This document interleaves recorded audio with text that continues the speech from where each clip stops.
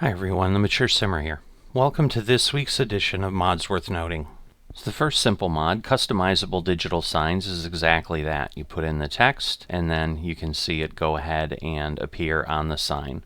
This may be of limited use to you, but it gives me a little bit of hope that maybe we'll finally get the silo signs back that were digital, that were able to tell you at a glance what was in your silo.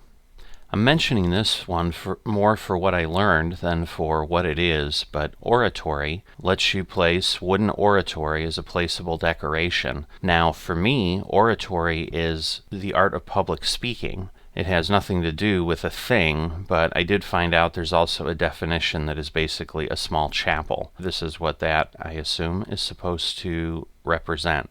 I haven't seen a whole lot of inexpensive balers appear, so if you like round baling, the Claas Roland 66 at $17,000 with 60 horsepower might be just what you need to work on. For those looking for small tractors for, say, survival farming or just really tight quarters, the Fiat Store Pack is something that gives you some significant options. It's got 4 different models, ranging in price from $6,500 to $10,000 and going from 40 to 50 horsepower. Made in 1977 to 1985, as they mention, so they do have a little bit of an older look, but not vintage. Now, for those looking for paid content, there is a new small DLC of 2 Volvo vehicles. You can see it's a T425 Crabat tractor and the Volvo LM845 articulated loader, which I believe is the loader you get with the Year 2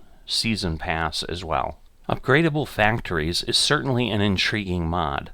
This lets you upgrade your production facilities and increase your production speed, which also increases your storage capacity. So you can see here the production chains have values 1, 3, and 5. So this works across any production, it appears, and it just changes your values. So you can see here at a level 5 cereal factory, the cycles are 12,096. And you can also see that the storage is about 20,000 when it's about 3/4 full, where the same base building only has 2,100 cycles and perhaps 10,000 or so in storage. So one of the interesting things to note is that there is no maximum level. It's only limited by the money, and that increases a bit at each level that you go up. But the goal is so that you're not buying additional factories when you need more capacity. You can just upgrade the ability of your factory, in essence mimicking expanding the factory. The other thing that's nice is the factory value is increased when upgrading, so when you sell it, you can get some of your investment back. So if you use precision farming, RTK stations are designed to help AI workers move through things faster by giving a more precise GPS signal. John Deere RTK stations give you the ability to basically do standalone stations. So you can see the 3 varieties they have here, and instead of having a building that you have to place, you simply have an RTK station on a pole that you can use in one of 3 options: standalone, wall-mounted, or roof-mounted, with slightly different costs, but the same functionality. So I definitely like this less intrusive option as seen here, as opposed to having to take up land in a location with a building of some sort. So a really cool gameplay mod, Enhanced Animal System, is a script that adjusts 3 points. Animals no longer just simply have one animal as offspring, but can have larger groups.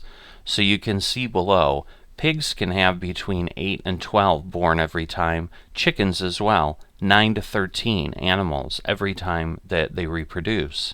The buildings can be overcrowded by offspring, but it does have an effect on the health of the animals.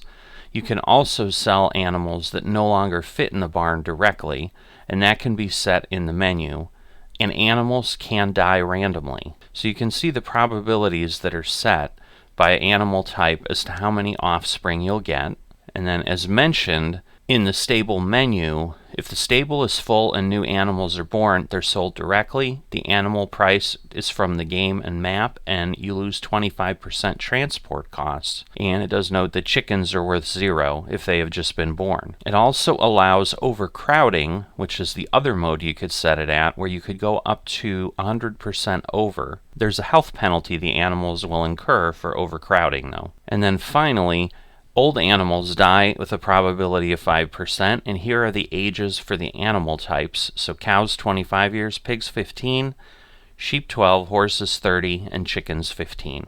So definitely an intriguing mod if you're looking to modify how your animals behave on your farm.